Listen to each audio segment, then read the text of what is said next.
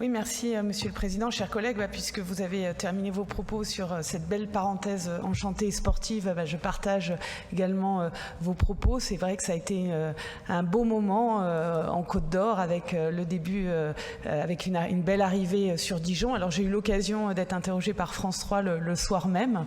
Je leur avais directement avec les nuitées, les restaurants et les hôtels, mais plus largement avec la vitrine et puis le taux. Je crois que c'est la sportif le plus regardé au monde. Donc je pense que c'est indéniable. Les retombées pour notre ville, notre métropole, notre département et notre région dépasseront les frontières. Pour revenir au contexte, je voulais juste rappeler que grâce au retrait républicain qui honore ceux qui l'ont respecté, on peut se réjouir quand même que l'extrême droite n'aura pas la majorité à l'Assemblée nationale.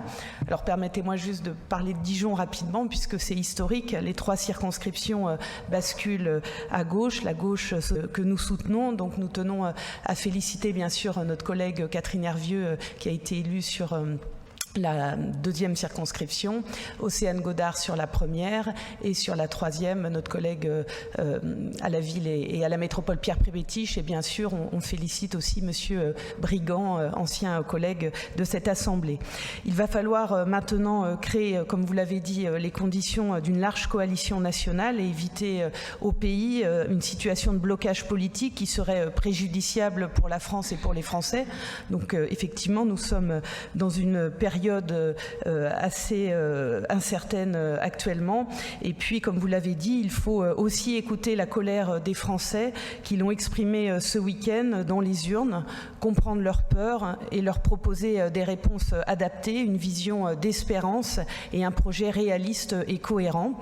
On peut aussi remarquer une cassure entre les villes et les campagnes dans le résultat, que ce soit au niveau local ou au niveau national. Et dans ce contexte, eh bien, le rôle des élus de proximité qui sont ancrés dans leur territoire est essentiel.